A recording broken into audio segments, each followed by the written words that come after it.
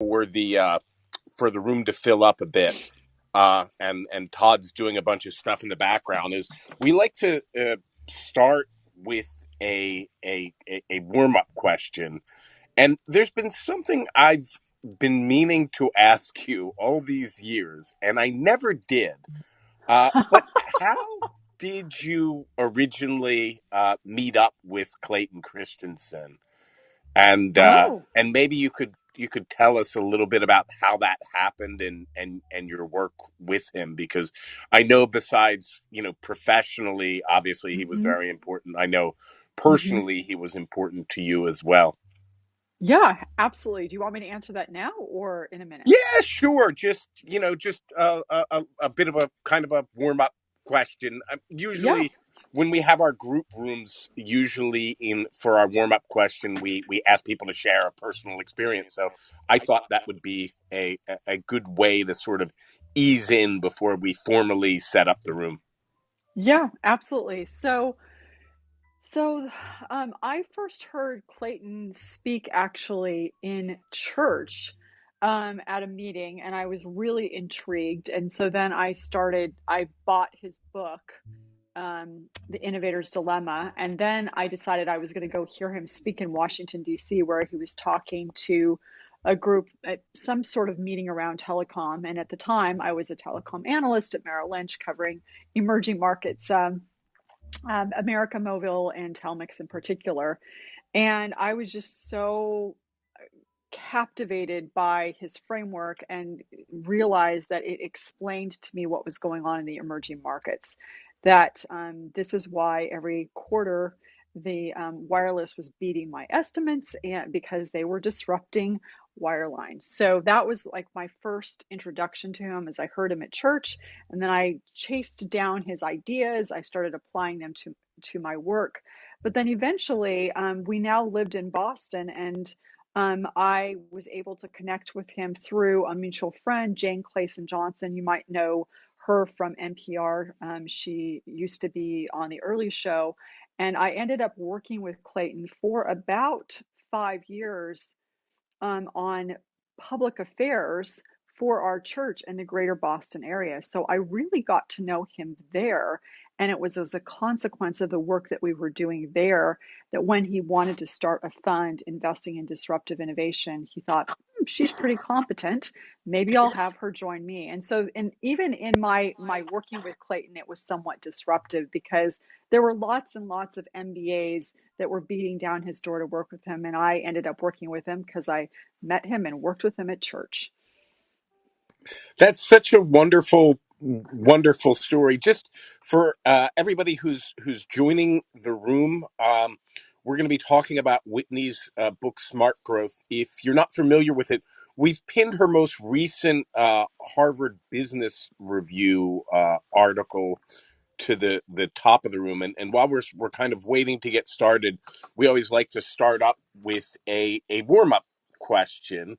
And Whitney's book is about really about learning and how to manage learning, both yourself and others.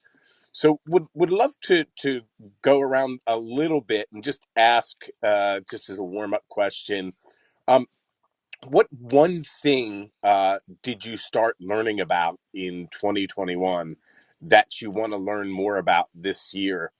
And I can start. I think what I learned best, and maybe you can relate to this, Whitney. What I learned uh, best in 2021, and and uh, uh, and Clubhouse really had a lot to do with it. I learned how to listen. Over the years, and people who speak professionally as we do, you're always thinking about how to present your ideas more effectively, and sometimes you forget how to listen, and that's what I've really focused on in the past year, and I hope to get better at in the next year. uh Whitney, I don't know if you'd want to answer that question as well. Oh, um I would love to, and it's such a great question. And I think it's interesting that you worked on learning how to listen, and I worked on learning how to speak. So I I studied music in college and played the piano. And I don't know, a year or so ago, someone said to me, and I do a podcast. They said, I think you need to get some vocal coaching. And I thought, okay, I'll do that if you think I need to. But as a consequence of that and the vocal coaching to improve how I speak, my vocal coach said, we're going to do some cross training and have you sing as well. And so one of the things that I started doing this past year was to learn how to speak and to sing and go back to my musical training. And I definitely want to do more singing this year because of the I enjoy that process, but also I love the metaphor of finding voice that I think is so powerful. So you're learning to listen and I'm learning to speak. That's mine. So just anybody who'd like to share, just unmute. Joyanne unmuted, and I'd also really love to hear from Dr. Francine. Oh, thank you so much, Greg. And thank you, Todd, for the invitation to this amazing room.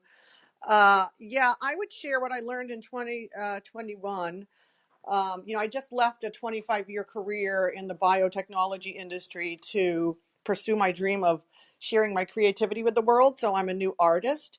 And I learned all about NFTs.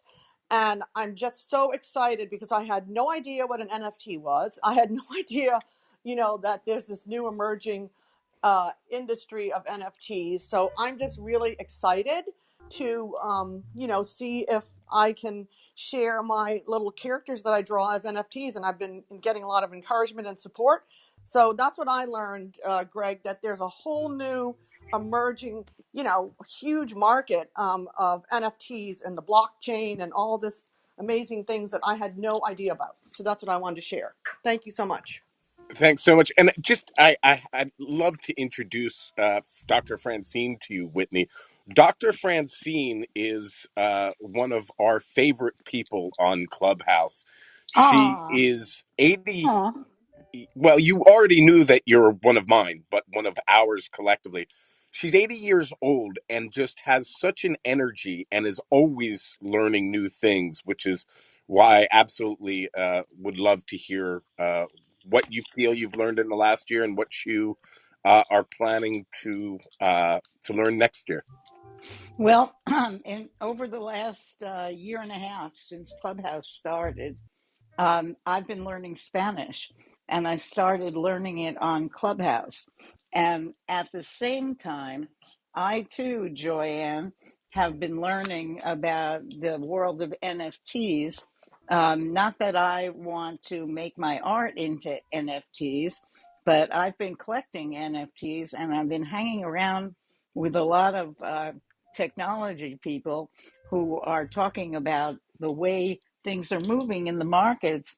And truthfully, I believe that the entire nature of money is changing, and that is has to do with NFTs and cryptocurrency and a lot of the blockchain and a lot of the change. It's a long diatribe to get into, but luckily I run the Karma Club and I'm going to do a month of it. So if you want to hear what I've learned, Thursdays at 11 Mountain Time. Okay, I think we'll do one more and then we'll get started. Does anybody want to unmute? And there is Shashank. Okay, Shashank. Uh, I think Dr. Jacqueline did as well, so I would rather yield to Dr. Jacqueline, please. okay, go ahead, Dr. Jackie. Well, thank you so much. I appreciate that. So, I've learned about transcendence, and that's really reaching beyond the state of self actualization. And this was through Scott Barry Kaufman. So, Dr. Scott Barry Kaufman is a psychologist who has extrapolated on Maslow's hierarchy of needs and has really recreated. And the discussion today on smart growth, I'm very excited about this because it lends itself perfectly to us transcending and not just creating a sense of self actualization for ourselves, but contributing our maximum effort to society. So, very excited for today. And thank you, Greg, for welcoming me. Thank you.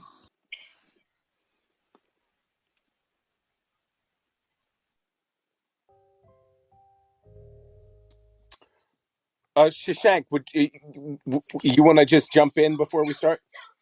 Sure, be very, very quick.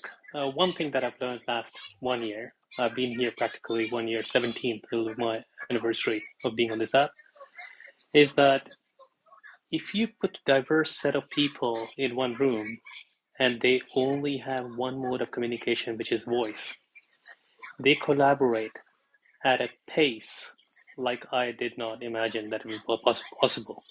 So collaboration is absolutely rapid in absolute diverse group of people.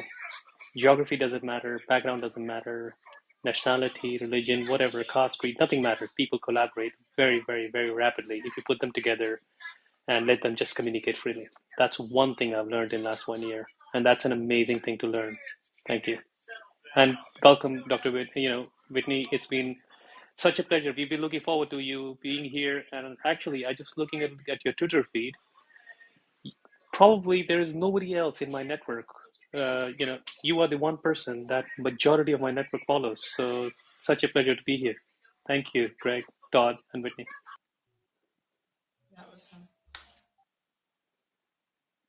All right, should we get started, Greg? Absolutely. So today's conversation features award-winning author and member of the esteemed Thinkers 50 crowd, Whitney Johnson.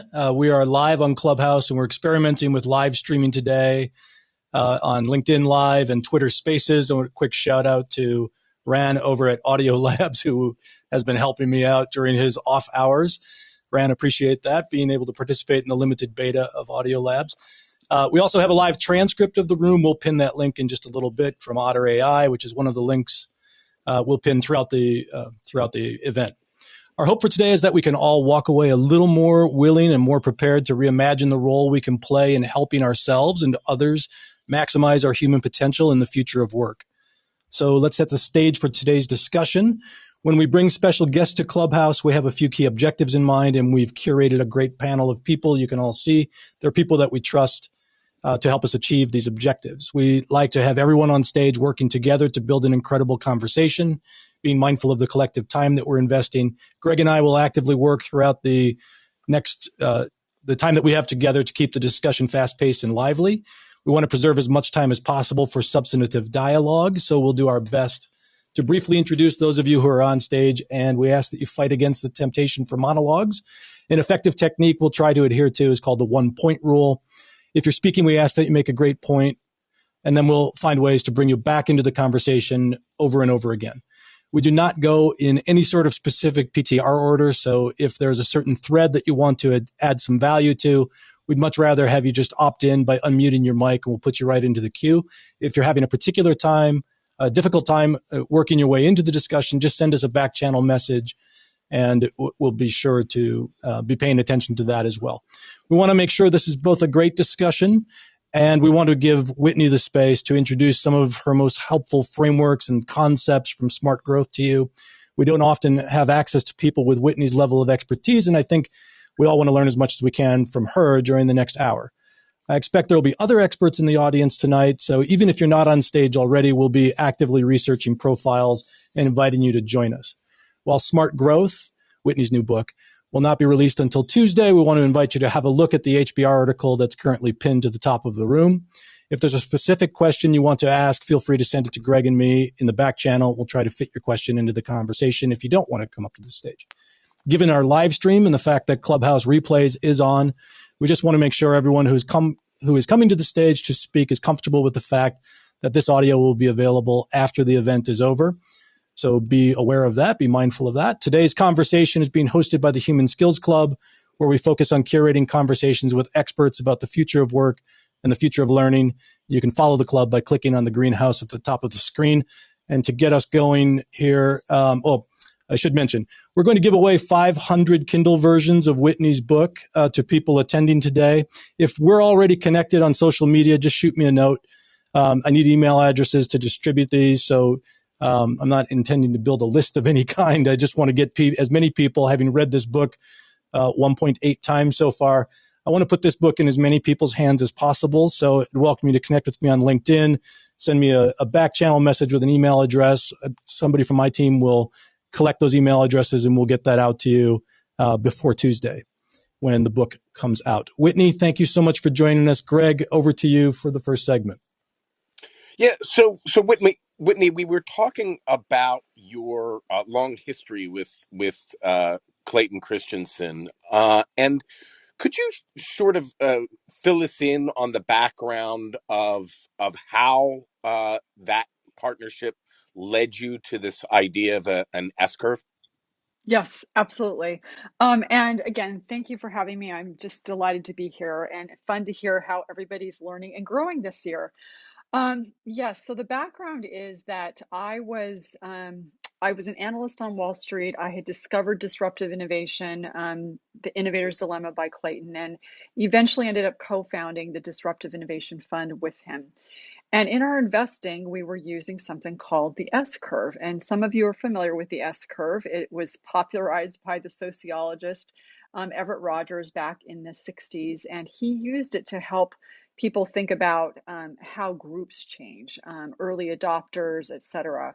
And we were using it at the Disruptive Innovation Fund to think about how quickly an innovation would be adopted. So this idea of how do groups change? What does that look like? And he postulated that they change in the ideas or get adopted in the shape of an S.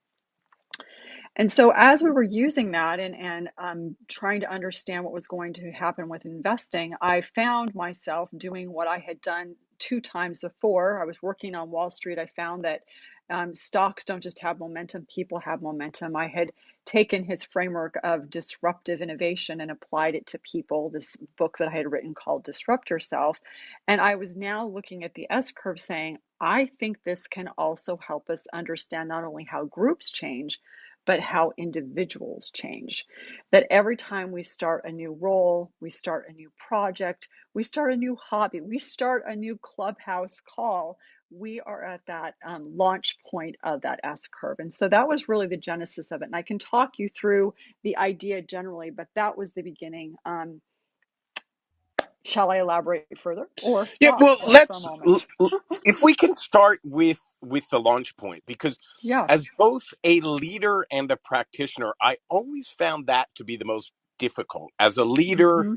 to sit somebody down who feels comfortable and feels like they're doing really well, and Mm-hmm. then you're saying you're trying to encourage them to take on some discomfort by learning something new, and also, of course, taking on discomfort myself. Um, I, I, and I always found that really, really difficult. So, what advice do you have for managing the launch curve on this S curve of learning? Yeah.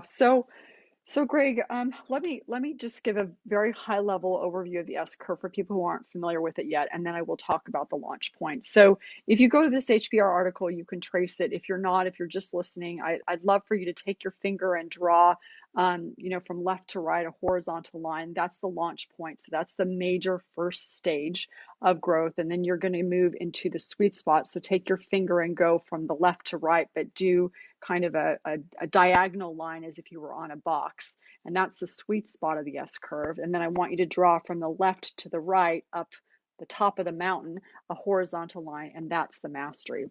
And basically what's happening, and the reason why I postulated that this helps us understand how we grow, is that when you start something new, you are at the bottom of that S, that launch point. And what's happening is that your brain is running a predictive model. It has this hypothesis of what do I need to do to get to the top of that S? And it's running this model, making lots of predictions, many of which are inaccurate. And so you've got this drop in dopamine, which means that the growth is happening at the launch point, but because the dopamine keeps dropping, that chemical messenger of delight, the growth feels slow to you. As you continue to make predictions, you're going to get increasingly accurate. You're going to get lots of emotional upside surprises, lots and lots of dopamine. That's why in the sweet spot, it's exhilarating. And the growth not only is fast, it feels fast. And then you move into mastery. What happens is the model is actually quite accurate. Your predictions, you've figured it out. You're at the top of the mountain. And so, on the one hand, that's really positive. On the other, because you're no longer getting quite as much dopamine, you can start to get bored. And so you've got at the launch point, possibly discouragement, in the sweet spot, exhilaration, and in mastery, somewhat of boredom. So you've got slow and then fast and slow is how you grow. So that's the model overall. Now, your question on the launch point. As I mentioned, one of the things that's happening is that you're making predictions and many of which are inaccurate. As a consequence, you are going to feel possibly discouraged, possibly overwhelmed, possibly impatient, like, why can't we just get this over with and move into the sweet spot of the curve? Well, one of the things that is helpful for you as a manager, as a leader, is whenever you onboard someone new, you can say to them, look, first couple of months, you're going to feel like you have no idea what you're doing. You're going to feel uncomfortable. You're going to feel awkward. You're going to feel this loss of identity because you're no longer who you were at your old in your old role or your old company. You're now this new person on this new curve. And so on those days, in those moments when you're feeling very uncomfortable, this is normal. This is exactly how you're supposed to feel. And so having that artifact where you can have that conversation and really normalize that discomfort, that is a first step to helping a person be willing to do something new, because now you've been very transparent and you now have this common language for someone to say, hey, I'm on the launch point, and everybody knows exactly what you're talking about. And in that moment, it feels much less daunting for people because they've now been able to identify, here's where I am, this is normal. So for anybody who would like to see it and actually see what Whitney was just talking about, I pinned to the top of the room a link to that chart and an explanation on from Harvard Business Review. But I think Todd has a question for you, Whitney. Yes. Thanks. Hi, Whitney. My question has to do with the S curve in different team environments. So, how differently do we treat even a similar S curve in terms of like the topic, based on working with individuals who are at the beginning of their career, mid-career, somebody who's developed deep expertise later in their career, et cetera? How do you manage or lead that effort or that conversation? And is it any different between those various stakeholders? Yeah, absolutely. It is different. And in fact, Todd, in the book Smart Growth, we have an um, entire table that you can look at. We've got so that you can say, all right, well, what do I want to do? In fact, I'm looking for it right now. What do I want to do when I've got someone, for example, who is early in their career and also at a company that is young and growing, for example, because you can have young and growing companies, you can have mid-stage companies, you can have historic or complex companies, and then you can also have people early career, mid-career, and late career. So, for example, if you've got a person who's early career, they're now in mastery, and you're at a young and growing company, then what you want to do is you want to create an environment where they believe that this is a summit, not the summit, because you're building a strong pipeline. You want them to think about what are lateral and divergent moves, because in a really small company, there's not necessarily going to be up, up, up all the time. There's going to be a lot of moving around, a lot of different hats that they can wear. And so you want to keep that conversation open and allow them the opportunity to continually iterate and experiment. So the short answer to your question is that depending on where you are in your career, depending on what kind of company you are in, small, sort of early stage or late stage, and depending on whether the person themselves is at the launch point, sweet spot, or mastery, you will manage them differently.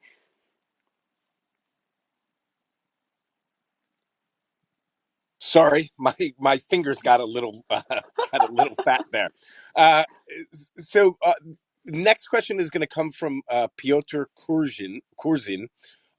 Piotr is a young guy. He runs the geopolitics club here, which is a super popular club, and I believe he has a question related to unlearning. Thanks, Greg, and thank you so much for joining us, Whitney. It's a delight to listen to you and engage with you.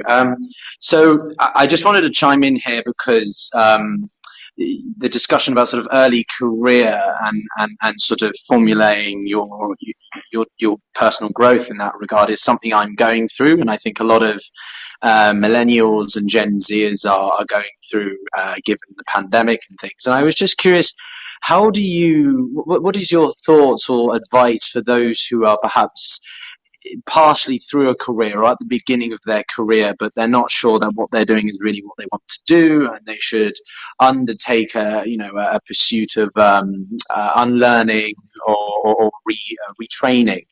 Because I think that unlearning is an incredibly important thing that we need to do sometimes, and it's an incredibly important part of self-development. So just your thoughts about that, and making a shift towards quite a drastic industry change. I'd love to hear your thoughts. Thank you. Well, Peter, as a former music major who ended up on Wall Street as a secretary for my very first job, what I would say to you is that your life is a series of S curves, and you're going to, for most of us, and as I said earlier, I talk about this notion of disrupting yourself, of stepping back from who you are today to slingshot into who you want to be. I think that early in your career to expect that you're going to be on the same S curve your entire career is very unusual and would be unexpected. There's some wonderful research out a few years ago that said, 70% of all successful new businesses end up in a place very different than what they expected. So, whether it's Netflix or many of the successful companies, they continually iterated. So what I would say to you is recognize that from a career standpoint, you're still at the launch point. You're in this explorer phase. And so you want to be willing to say to yourself, okay, I'm in this place. I'm going to explore. I'm going to ask myself the 7 explorer questions of, is this particular S curve, this particular job, is this in sync with my identity? Is this in sync with my values? Is it in sync with my why? And if it's not, then you start taking steps to experiment and explore other S curves, so that if you do decide to jump to a new S curve, you're able to pack yourself a parachute and jump to that curve, and have other people be willing to let you jump to that curve of what you want to do next. So this is very normal. It's very expected. And if you didn't want to ever jump any S curves, I would be surprised. Did you have a follow-up question, Piotr? I thought I saw something. Yes, I did. Sorry, Clubhouse just glitched. But no, my follow-up is just, I think one of the things that I've always been I'm going to be just transparent and say scared, is taking the plunge, is Mm, committing myself to a career path that I don't know may be or not successful, right? Geopolitics, international relations is a degree that doesn't always ensure you get a stable, uh, reliable, obvious career path, right? I've had this mm-hmm, conversation with Greg, and I'm worried that I might end up sort of a bit lost. So I sometimes think I should retrain and take a different degree and go down something more reliable like finance or something. So mm-hmm. how do you deal with that personal internal, like those little thoughts in the back of your mind, those self-doubts, as you're going through these various S curves, if that makes sense? Thank you. Yeah, it's such a great question. And I think the first thing that I would say is just to recognize that we all have them. Every single person. If we were to do a poll on this call, everyone would say that they have that fear. One of the things that I do, though, is that my hope is this S curve of learning model is that by having this simple visual model in your mind, it will make it easier for you to try new things. It will make it easier for you to explore new S curves, to have a template for thinking about whether or not you want to try it. And then once you get onto that S curve, is to collect the data and say, do I have the qualitative data? Do I have the quantitative data that suggests I stay here or I move to a new curve? All the while knowing that if it's uncomfortable, that's very normal. And in fact, if we get impatient, that's where we get into midlife and quarter life crises.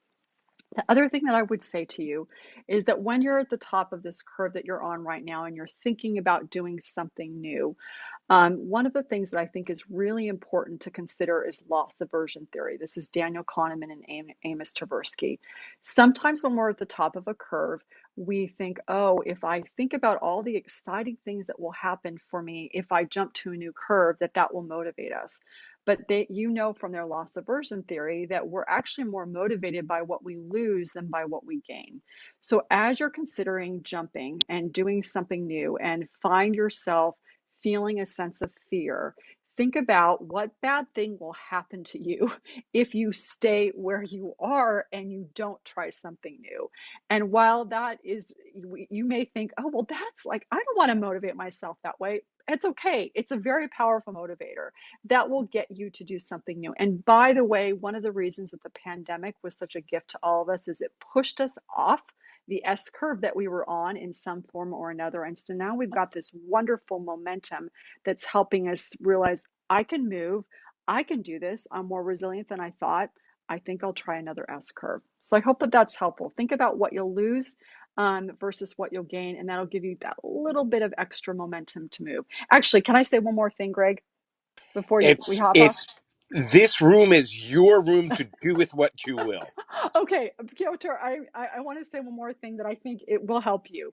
Um, I have this hypothesis, and maybe we can validate it further here in this conversation, is that in the United States anyway, 10 to 15% of the people lose their job every year. This is pre-pandemic, so it's probably higher since the pandemic.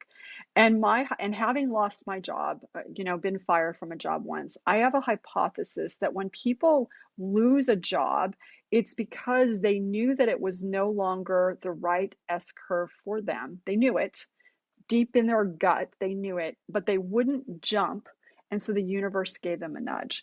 And so what I'm arguing for is yes, you can be disrupted and you can get pushed off your S curve, and it's going to happen to all of us at one point or another, but it's so much better if you're willing to go ahead and disrupt yourself. So if you've got that feeling that you need to do it, then you need to do it.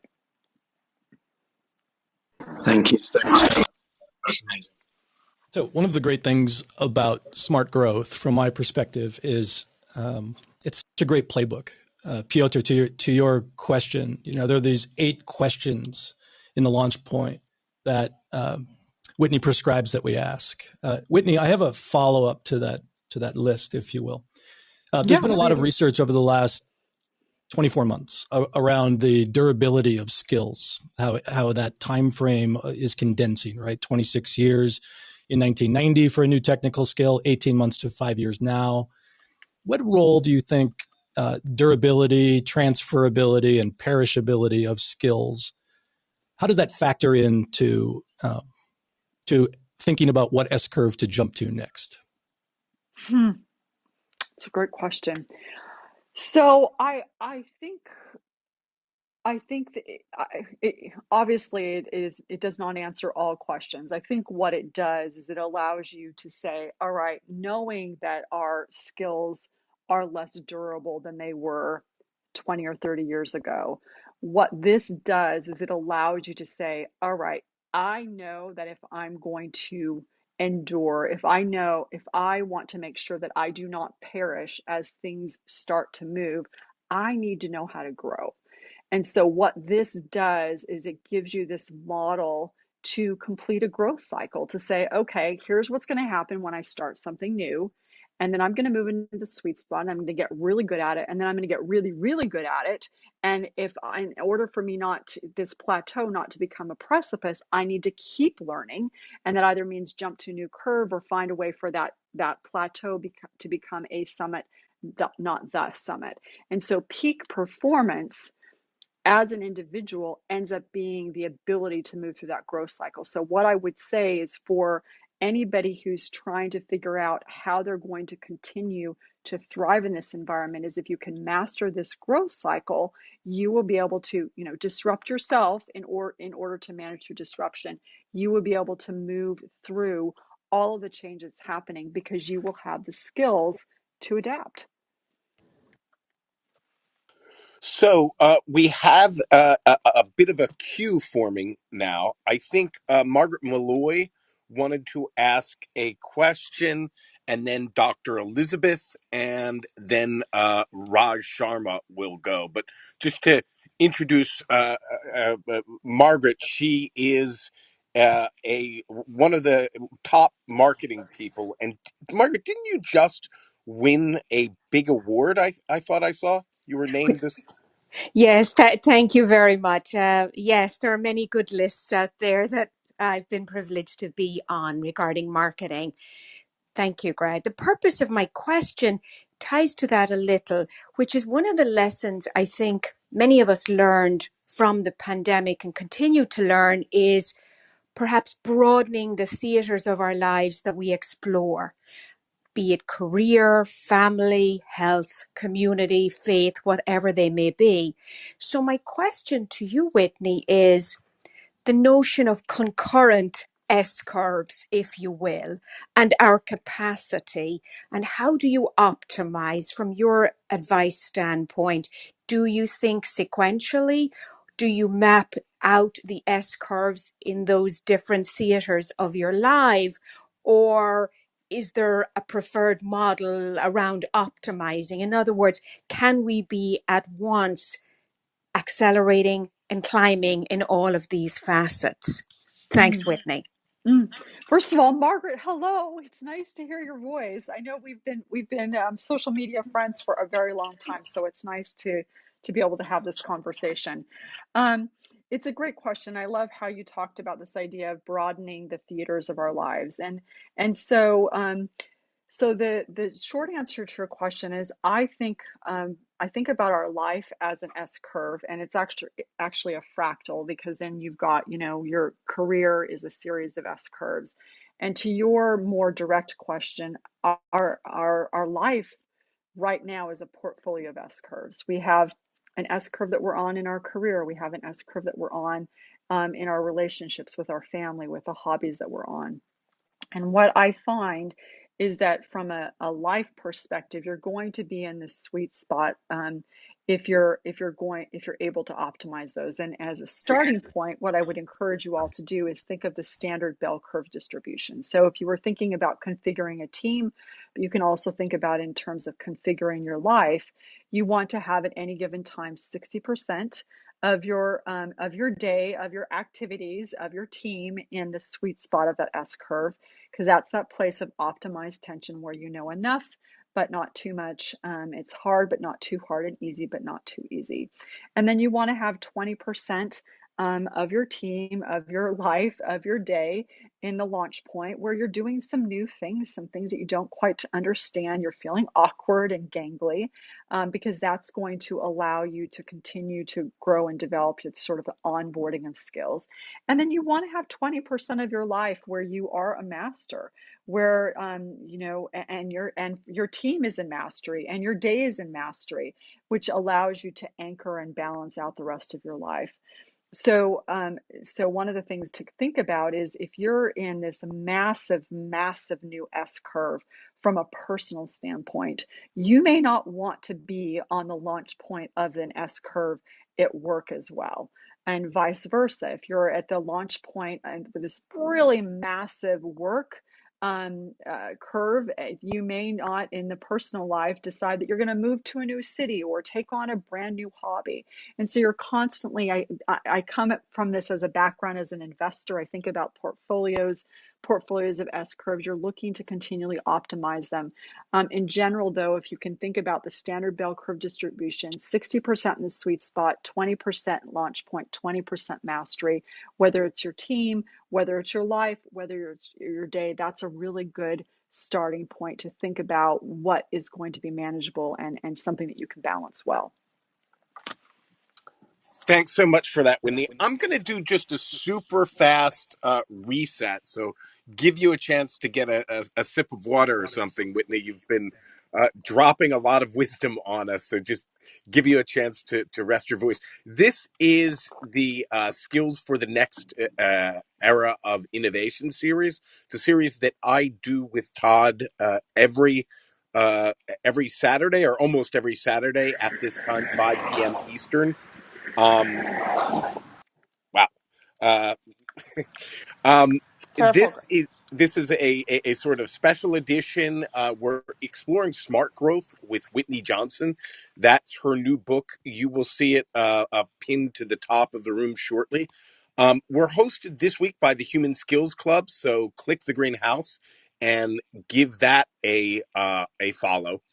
And I do want to just plug here, do a quick soft plug for something really special we do here in Clubhouse. It's called the What's Your Idea for Change Room. I do with my friends Saul Kaplan and Andrea Cates and Ed Morrison. And what we do every Wednesday, we invite people with an idea for change to get advice and help from a community of experts, and it's really fun. We learn a lot, and people seem to get a lot of help out of it. So if you'd like to share your idea for change in a future session, I've pinned the the sign up sheet to the top of the room. Uh, anyway, so this is a question and answer format. We'd like to remind everybody that we don't go in any PTR order. Send us a note in the back channel if you would like to ask Whitney a question. There's quite a line forming by this point, but we'll try and get to everybody. We are also on LinkedIn Live and Twitter Spaces. And the next question, I believe, goes to Dr. Elizabeth and then Raj Sharma. Dr. Elizabeth, what's your question for Whitney? Great. Thank you so much, Greg. Whitney, it's really a privilege to have you here. Thank you so much for being here. I wanted to get your thoughts. Given that 60 to 85% of people recently have demonstrated through surveys that they're basically unhappy at work, and that's slightly elevated from what has historically been the numbers. What are your thoughts regarding the effectiveness of doing low-cost drilling in the sense of, instead of just kind of leaping into something new, maybe being very proactive at carving out maybe 3 to 5 hours a week to do informational types of meetings, pro bono volunteering, sitting on boards that are relevant to a potential career shift? Would love to get your thoughts on that. I'm Dr. Elizabeth, and I'm complete. Hmm. I love that. You are complete. I think we all want to be complete, Dr. Elizabeth. That's a great aspiration. Speaking of aspirations, so one of the things I think is fascinating is we've talked a lot about the Great Resignation, and as I've considered this, I've and thought about our lives over the past couple of years, I don't actually think it's the great. I mean, it is the Great Resignation, but for me, I would reframe this as it's the Great Aspiration, where people have realized that they want more. Going back to something that we talked about with Margaret just a minute ago, that we have examined our lives and realized that we want more for our lives, more for our families, more for the people that we care about. So I think that we're aspiring to more. Now, in terms of your question, I think there's this idea of microcurves that we can do, these mini projects, and Western Governors University, and perhaps there are other organizations as we're talking on the line, is they do these small projects. So yes, I absolutely agree. You can do these pro bono, these microcurves. You know, if you've got a portfolio of careers and you're a freelancer, et cetera. But I think you can also orchestrate this inside of an organization. So what WGU will do is that if someone wants to try something new, they will allow them over the course of 2 months to second themselves into another department for a few hours a week and just sort of explore. And what's fascinating about this is, in general, they will say, well, this person's not really qualified to be in this department. But from what I understand, so far, about half of those people, after they've done that secondment for this S curve that they weren't you know, supposed to be qualified for, end up getting hired into that department. So I think your idea, you're calling it something slightly different than I am. I'm calling them micro S curves. I think it's a great way for us to experiment, to figure out if in fact we want to be a manager even, or if we want to stay an individual contributor. And I think, again, this is one of the gifts of the last couple of years, is we're much, much more open to trying things ad hoc, to testing, to experimenting, seeing if it works or not. And yeah, so I'm on board, Dr. Elizabeth. I want to be complete too, though. I've never heard someone say that, and now that I'm going to be saying that all night. Thank you so much, Whitney. I heard that from someone who is British, and I liked the way it sounded. Thank you so much. Sure. Hey, so we're going to go to Raj Sharma next, but Dr. Francine wants to chime in with a quick comment, and for some reason, I can never say no to Dr. Francine. Still there, Dr. Francine? I Yeah. am. Um, you know, I've read a lot of Clayton Christensen, and I love the disruption theories, and I love the idea of the S curve. But in my own coaching of startup entrepreneurs, it's very hard to get people who are in the middle of something that they're very, very passionate about, um, to see that they might have to change and go to Mm, another S hmm curve. Do you hmm have any advice about that? Because usually what happens is they stay around in the company they started until there's absolutely no other hope. You know, they don't believe it's failing. And I have to sort of help them go on to the next S curve. Yeah. Can you hear me? Yes, you're I loud and clear. can. Okay, hold on. My headphones just died. So why don't someone else talk for a minute and I'll be there in a minute. Okay.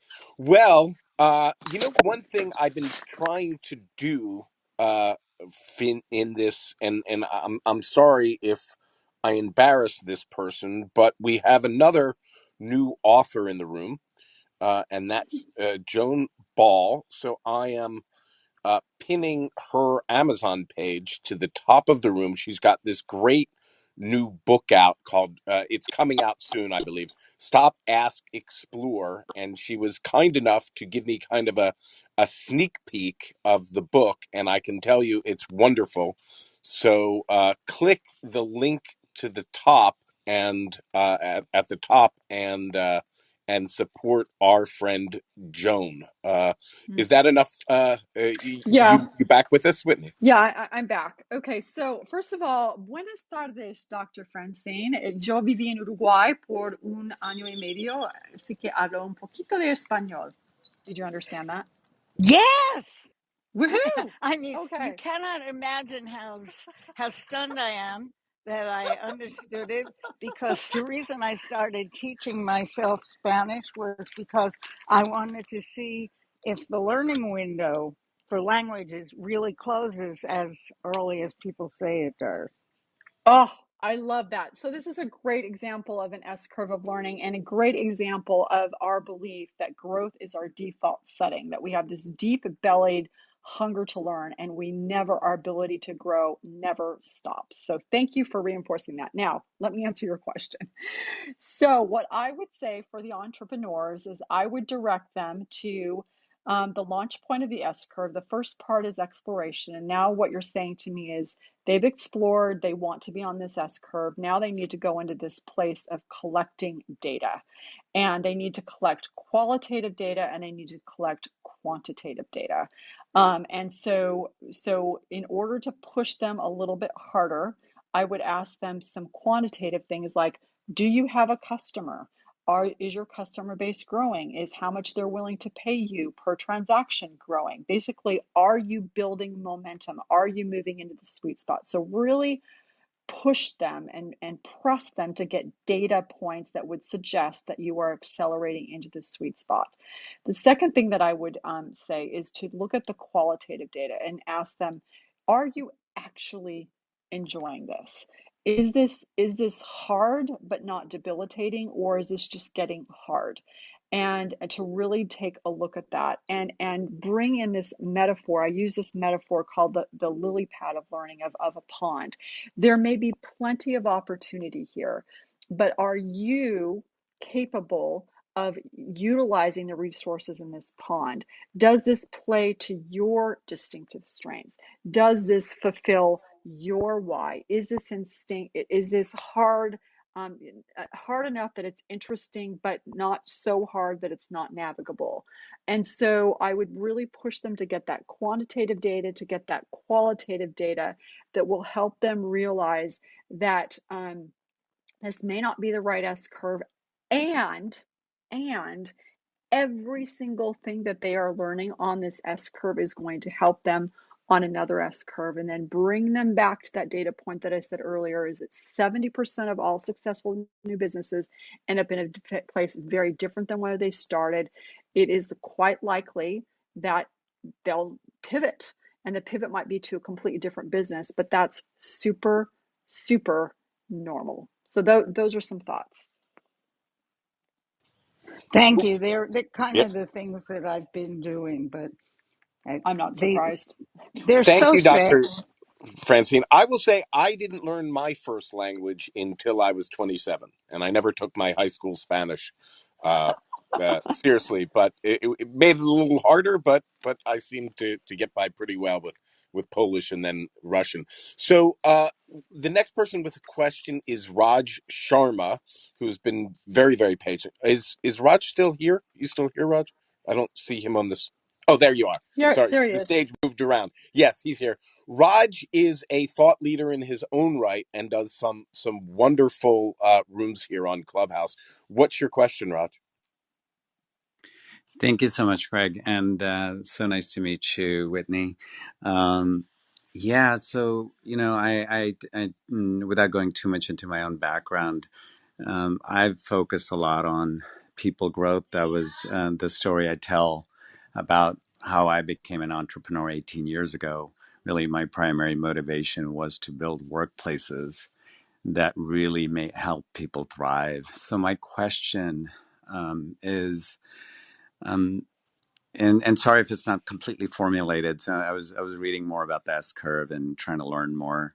But I've talked a lot about the role of managers.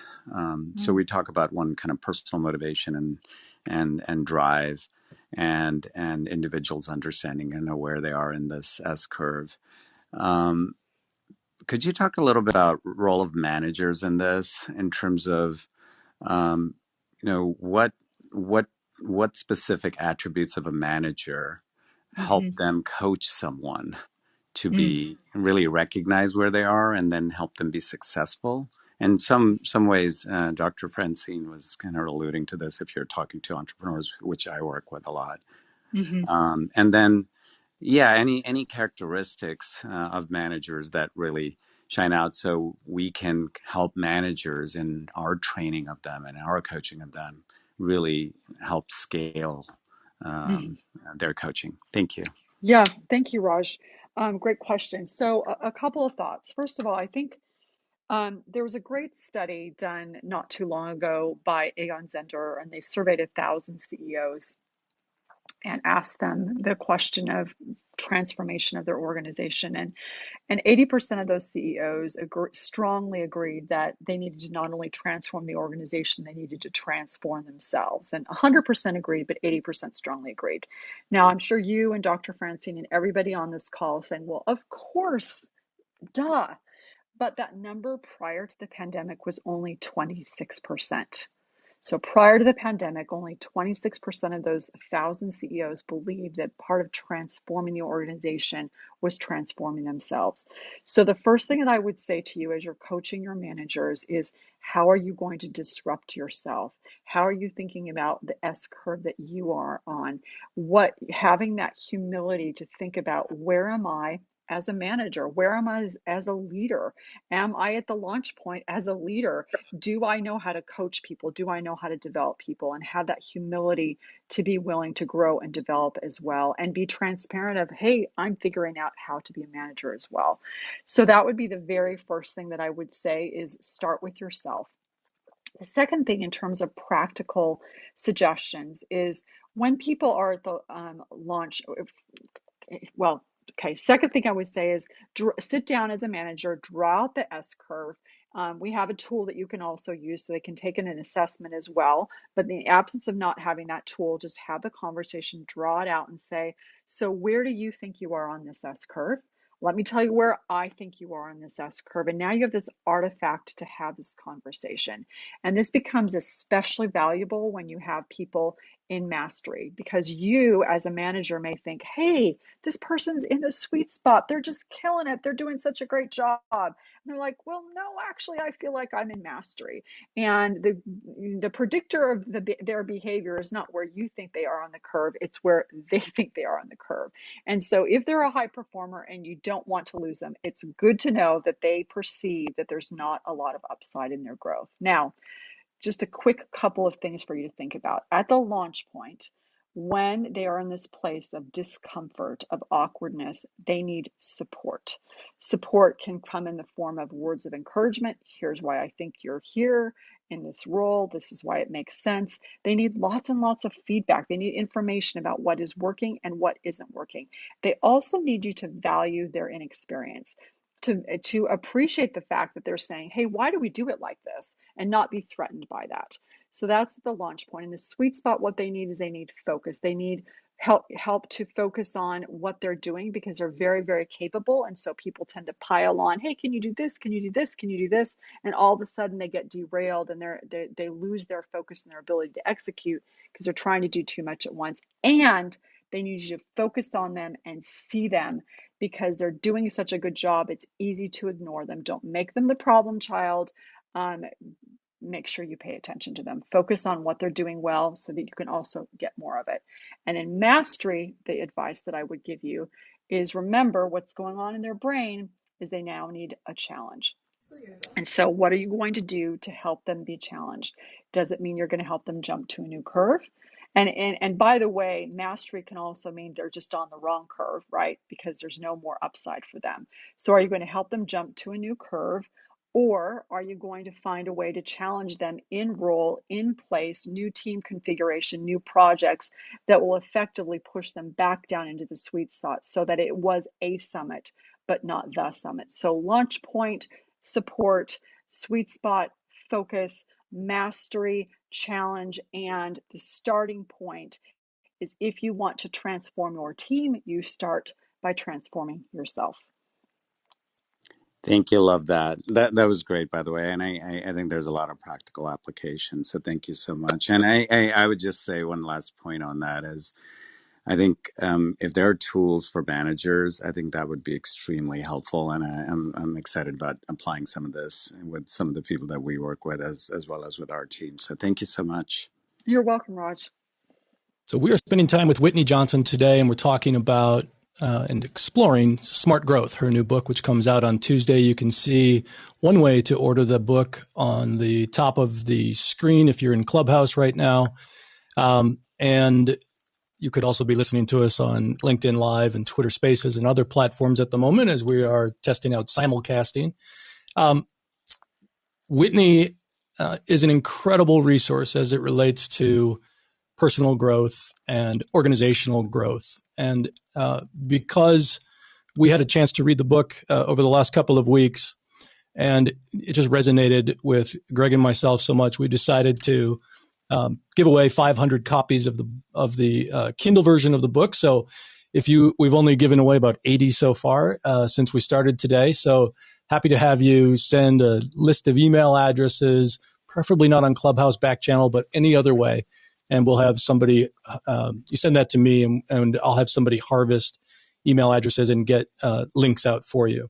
I also want to encourage you to buy a hard copy of the book and take a look at smartgrowthbook.com at the top of the screen. So we're going to move into another segment, which brings us into the sweet spot, a conversation when we're accelerating and the metamorphosis is going on. And Whitney, as I was reading the book, I laughed out loud. I'm a lifelong Bucks fan, and I spent 9 years of my life inside of a deer costume running around NBA courts, and very different life.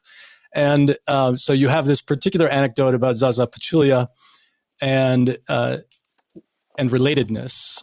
So Whitney leverages the CAR acronym from self-determination theory around competence, autonomy, and relatedness. And I would love for you to tell a little bit of that story, and then maybe touch on Zaza's, because no story is complete without his post-career piece from the end of the book as well.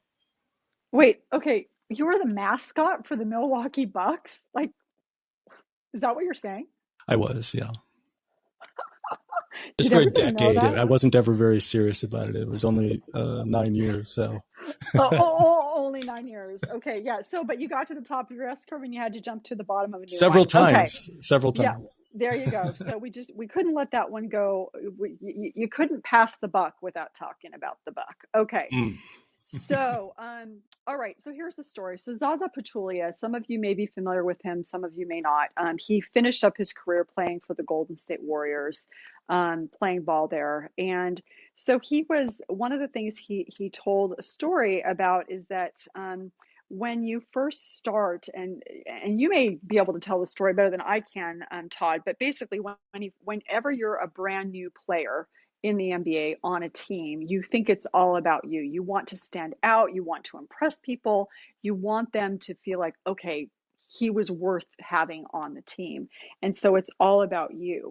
But one of the things he started to discover is that, in fact, if you are going to be successful as a team, you are going to have to understand the strengths of the people on your team. You're going to have to be able to read the court, and reading the court meant you understood your teammates.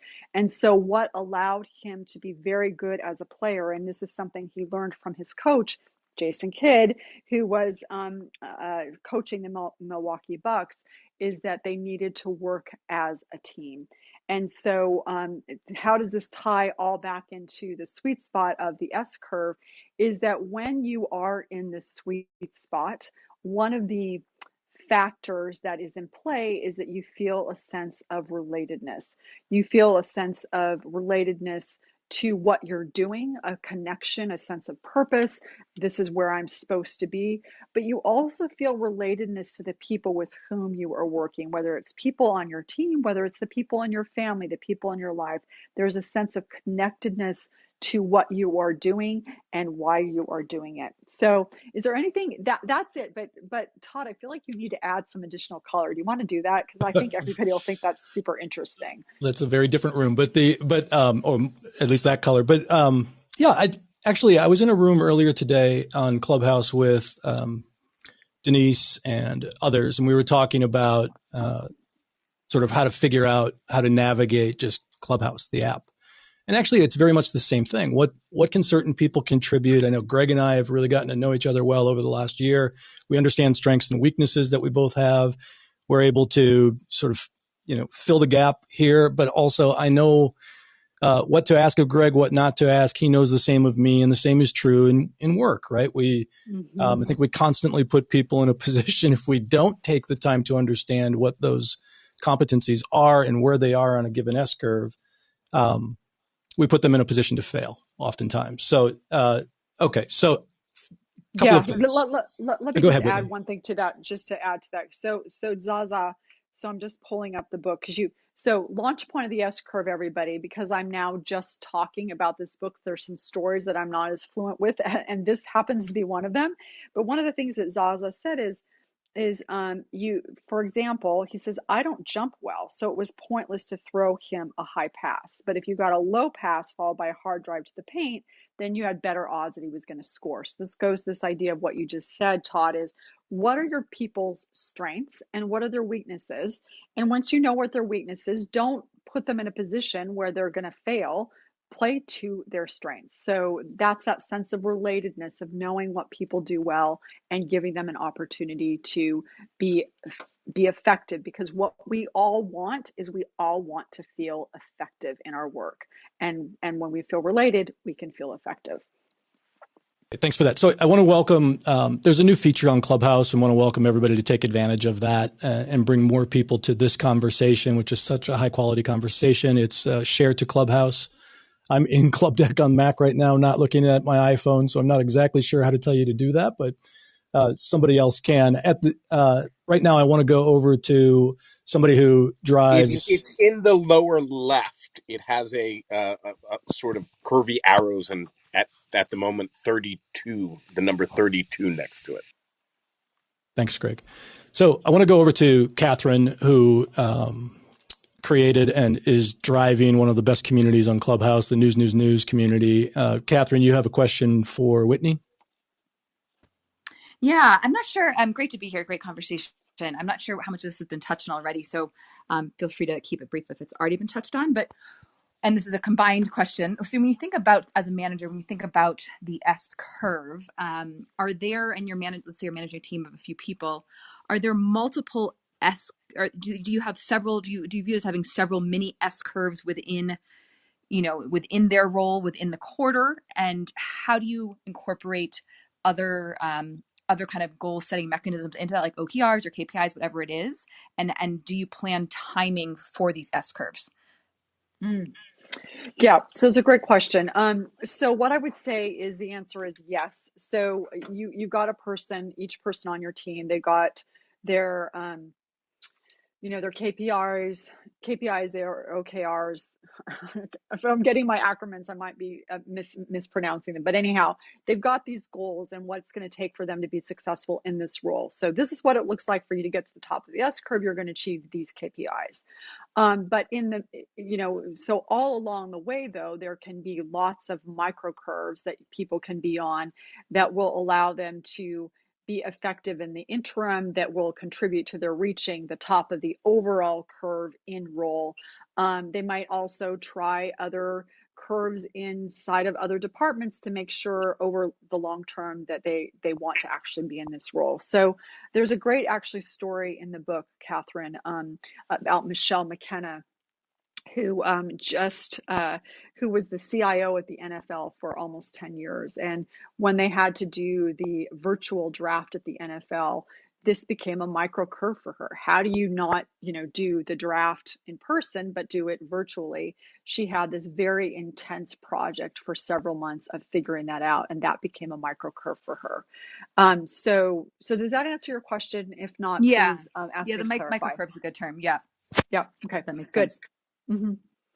Thanks for that, Catherine. I want to come now to Joan Ball, who Greg mentioned before, and she's got her book is, I think, coming out in April. Joan, welcome to the conversation. And after Joan, we'll go Rhonda and then Shashank. Thanks, Todd. Thanks, Greg. And hi, Whitney. Really nice to hear you chat about this. I'm really, really interested in the S curve, and particularly thinking about the interweaving that you were talking about before, and the experience of jumping from S curve to S curve. And I'm just wondering if you can talk a little bit more about that, especially if these jumps come surprisingly and interdimensionally. Right. So if we have our 2080, where I think it was 2060-20 Mm-hmm. set, and then we get a disruption that we didn't plan, how do you think about the recalibration that has to happen when something happens surprisingly in that way? Such a great question. Okay, first of all, congratulations on your book. That's exciting. So it's such a, talk about an S curve, right? Is launching a book is definitely an S curve. So to your specific question, what I would say is that when you are effectively pushed off an S curve, which is what I think you're talking about. One of the things that I think is helpful, and this is why I love this model so much, and I know that I'm talking my own book, but it helps me in thinking about my own life and career, is that when you are pushed off that curve onto a new curve, you are able to give yourself permission to say, this is really uncomfortable. Like, I don't know what I'm doing. And I had this whole identity. I had this S curve and I had this identity. I felt like I knew who I was. And now I've gone into free fall, and the PE ratio, the puke to excitement ratio, is so uncomfortably high. I feel like I'm on this thrill ride to zero. And yet you can say to yourself, this is normal. And oh, by the way, I am growing. In fact, I'm growing very rapidly right now, because I can't see it because it's so uncomfortable. it feels, everything just feels slow. And oh, by the way, my brain is making all these new neural pathways, and so time is slowing down even more because I'm remembering everything that's new. And so, what I would say to you is, number one, recognize that it is going to feel slow and it's going to feel uncomfortable. And this S-curve is going to give people permission to have that experience. That would be the first thing. The second thing that I would say when you're navigating this new place, and this goes back actually also a little bit to Catherine's question, is remember your brain is running this predictive model about what is it going to take for me to get to the top of this new S curve. And now I've got a new model and I don't know how to navigate it. So one of the things that I would suggest when you're in this place of recalibration and you're trying to build momentum along your new curve is to set small, ridiculously small goals. And what this does is that even though you can't predict the big stuff, you can predict the small stuff, and then you can get the dopamine that comes with getting those right. So, for example, and I'll use this from a standpoint of exercise because everybody can relate to this, or I hope everybody can relate to this, is okay, I decided that I need to get in better physical shape. So, do you start saying, I'm going to run 30 minutes a day? Probably not if you're not exercising at all right now because you've got that time allocated to other stuff. Do you do 15 minutes a day? And this builds on James Clear's wonderful work, Atomic Habits. Do you do 15 minutes a day? Nope, you don't do 15 minutes a day. What I did when I wanted to start running is I got on the treadmill for 5 minutes a day. And then I ran 30 seconds and I walked 30 seconds and I increased it by 10 seconds. For me, that was a good goal. For you, if you're not exercising, not you, Joan specifically, but someone who's not exercising at all, maybe it's put on your tennis shoes every day for a week. And then you can say, I did it. Every day for a week, I put on my tennis shoes. I said I was going to, and I did it. And now what your brain starts is saying, good job. And you start celebrating. This goes to BJ Fogg's work about positive emotions create habits. That allows you to start to build momentum along this new S curve that you got pushed onto that you weren't expecting. So you normalize the experience by understanding that you're going to feel awkward. Number two, I set small, ridiculously small goals. And number three, what I would say is recognize that every single day is an S curve and the morning is your base camp. So at the beginning of the day, think about why are you doing what you're doing? And right now, for someone who's not expecting to be here, say, why I'm doing what I'm doing right now is to figure out, is to go back to my purpose, my grander purpose, and that will allow you to orient yourself and start to build momentum off that launch point, even though it was unexpected.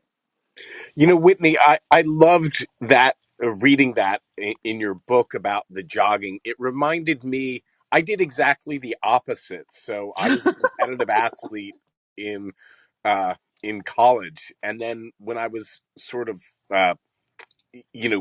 knew I was going to stop competing, you know, I had the concern that okay, how am I going to stay in shape when I'm going to be going to the office, and you see the guys who are fantastic athletes come back a couple of years later and not look so great. And I made this commitment. I said, well, you know what I'm going to do? I'm going to commit to 5 minutes a day because there's no excuse for skipping 5 minutes, right? And just to keep the habit. And I've been, it's been 30 years and it's really, really been helpful. Oh, I love that. Hey, so what sport? So why do you people keep on bearing the lead here? You create these open loops. What's the Oh, sport, I Greg? thought well, Todd was a quarterback in college. I Okay. was a competitive wrestler. And I think Okay. we talked about this. My wife was a competitive synchronized swimmer in the Soviet Union. All right. Liliana was a synchronized. Okay. Wow. All right. So we've got a lot of high achievers on this call. I love it. Um, But if you ever really want yeah. to lose weight, just be an NBA mascot, and then you drop 17 pounds every night. So But you know what you just said though, Greg, is that you said it was the opposite, but it's really not the opposite, right? You were transitioning to the new S curve of being in the office, and there were certain things that you knew that you needed to maintain. So how are you going to do this in this new environment? So I would actually argue that it's the exact same thing. I will not argue against you, Whitney. Okay. And Joan, did that answer your question, by the way? Yes, thank you very much. Okay, awesome. Okay, Rhonda, thank you for joining us today, and I'm so happy you could be here, and thank you for your patience. Would love to welcome you to the conversation with Whitney.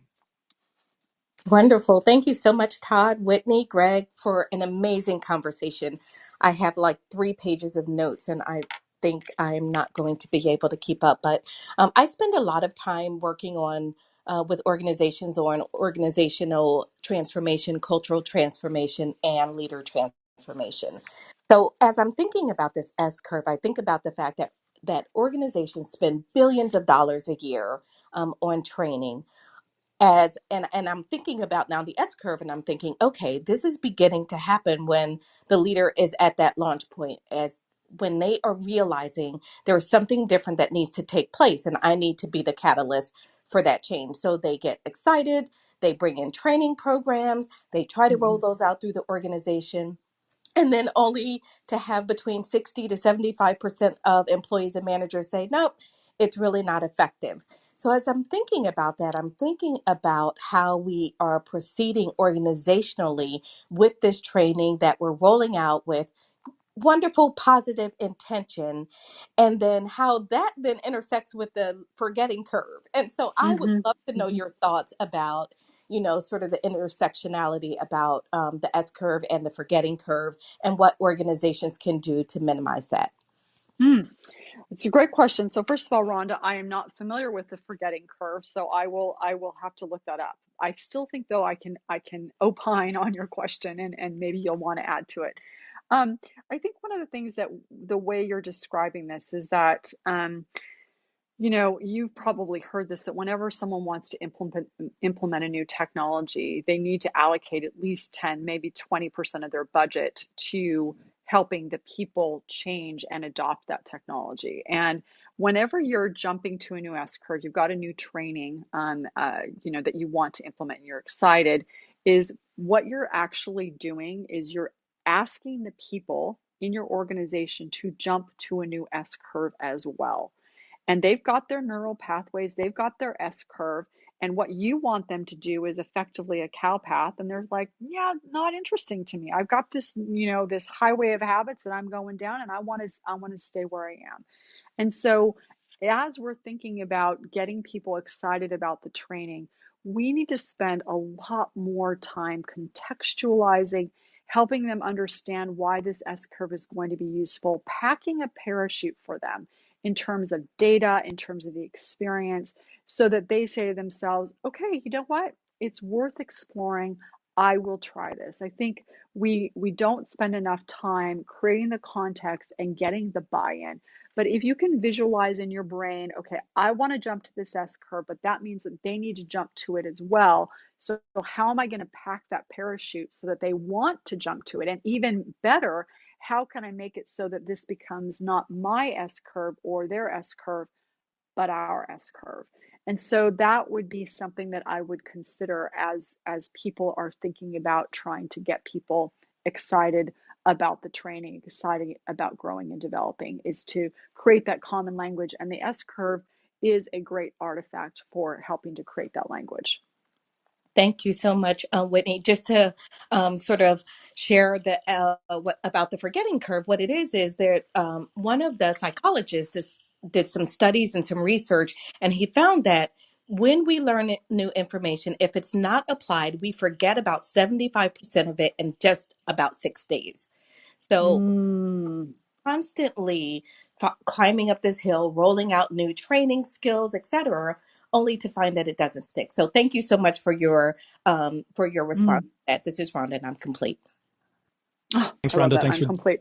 I'm complete. Okay, I have one other thing to add before we jump is I So you're think not one of the complete then. oh, yeah, I'm not complete. Oh yeah, you're right. Okay. Rhonda's complete. I'm not. So what I would say is part of the reason why the S curve is so useful as a tool is because it's visual. And what we know is that our brains really think in pictures and our brains think in images. And also, what it does is it bypasses your conscious mind and goes straight to your subconscious mind. And so, one of the things that's why this is useful for people is because you could be listening and being like, come on, Whitney, this is really simple. That's why it's useful, is because it's simple and it's visual. And so I think that the other thing that I would add as we're thinking about trying to get people on board is, how do you make it simple? How do you make it visual? Alex Osterwalder, who I love, he did the business model canvas. He said to me, Whitney, when you write a book, if you can't capture every single chapter in an image, then you don't have a book that's going to be sticky. And I think that's really, really valuable advice for everybody who's thinking about writing a book out there. How can you build an image? Which, by the way, Dr. Jackie or Dr. Jacqueline, that's one thing that's great about SBK's book, his book Transcendence. He's got that really great image of that sailboat. So, okay, now I'm complete, Todd. Thanks for that. All right. I want to go over to Shashank next. And then for those of you who are on stage and I see either unmuted or have sent messages, right now my cue is Shashank. I think we lost Rupali, but Steve, DeGroot, and then Dipsa, and then Jackie. Go ahead, Thank you, Shashank. Todd. Thank you, Todd. And Whitney, I think Todd and Greg have done an amazing job in the last 1 year bringing amazing guests. But you have definitely become my top five guests that they have brought to us. So thank you so much for being here. I was reading your bio and so many things I picked up, and I could ask tens of questions, but I'm allowed only one because I know I have to respect other people's time. You are the top 15 coach out of 17,000 candidates by Goldsmith in 2017.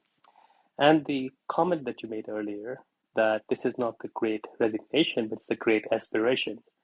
And we see across the board that a lot of the middle level or senior managers are choosing the path to become coaches. Given that you are the top 1,000 companies growing in that coaching sector, you are obviously going towards Fortune 100 companies, but a lot of the new coaches who are leaving jobs and becoming coaches, they are probably going to SMEs or mid-sized companies or individual high performers. Mm-hmm. What are two or three things that you can tell these aspirational people of what they should do to avoid failure and have an increased probability of success? Given that, this room, for example, it had 506 people who have come and gone.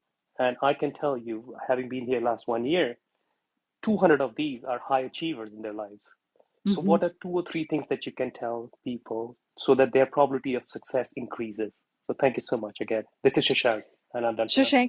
Shashank, just I want to clarify though first. So the probability increases as a coach, or just probability of success increases as a human being?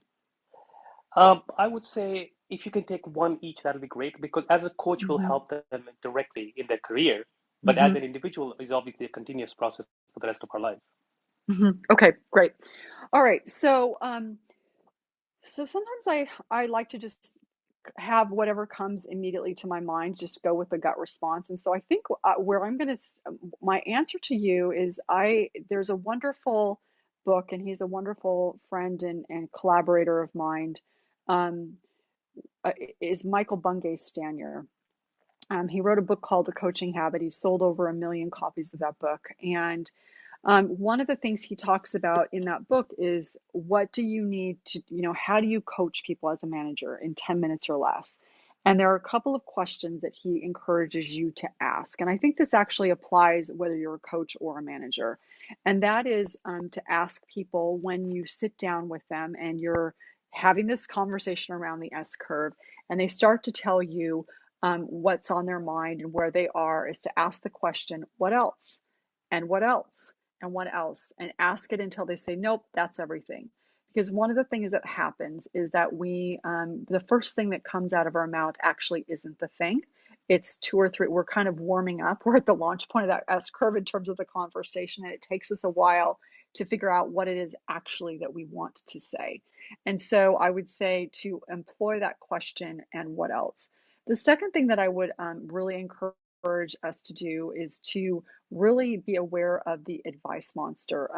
We love to give advice because it makes us feel effective. And so when people are coming to us that work for us, they don't actually necessarily want advice. They want to just tell us about their experience and have us as psychologists say, listen to them and bear witness to who they are and the experience that they're having. And in fact, if you want to coach someone, one of the best ways to coach them is to ask them what advice they would give to someone in this situation, because as they're doing it, they are teaching themselves out loud and real time. And so if you're coaching someone, they're like, I'm sorry I'm talking so much, have them keep talking, because as they're talking, they're actually teaching themselves as they're giving that advice. And then the third thought that I have for you, and this is something that I ask at the end of every coaching session, and I ask at the end of every time I interview someone on my podcast, is what was useful to you in this conversation? And the reason that I ask that question is that when you, the course of the conversation that we're having tonight, maybe Greg and Todd will ask you this question as well, is when you ask what's useful, then you allow your brain, you're not making a judgment call of, oh, this was interesting or not, just what was useful for me? What did I hear that wasn't being said, that my brain can tag on to and say, okay, I'm going to put a pin on this, because as you start thinking about what's useful, then your brain will start thinking about, how do I action on that? How do I start to implement that? What do I do with that? And as opposed to being sort of awash in ideas, you've got one or two things that you're gonna grab onto and decide to do something with. So ask the question, and what else? Number one. Number two, avoid the advice monster unless you ask them to give you advice, because then they're going to teach themselves. And number three is to ask a person what was useful to them. So my question to you is, based on what I just said, what was useful to you? Pretty much everything that you said, and I was absolutely keenly listening to you, and I was also kind of comforted in the fact that there is a transcript, because I want to reread it again. So the three pieces that you mentioned, absolutely every single one. And I mentor lots of startup founders. So what you mentioned is kind of relative, also not just for coaches, but people who mentor, people who enable others and empower others as well. So thank you so much again. Oh, you're welcome. Thanks, Shashank. And as Shashank just mentioned, the live transcript for this room is pinned to the top of the room right now. We're going to change that out in just a little bit. So if you'd like access to that transcript, there is a link, if you click on that link now, that you can have access to it after the room is over. Replays are also active, and we're live streaming on multiple platforms, and they'll be archived on LinkedIn and Twitter and so forth. So let's do one more, and then we'll do a reset. And I lost my place a little bit. Shashank. I think it was somebody and then Dipsa. Rhonda. No, Rhonda went. Shashank. Rupali left. Steve It DeGroot. was. Steve DeGroot. I think Steve had to go as well. So Okay, so let's go to Dipsa. And Dipsa, I'm so happy you're here. It's this room started at a amazingly early and inconvenient hour for you. So thank you for joining us, and would love to come to you for a question with Whitney.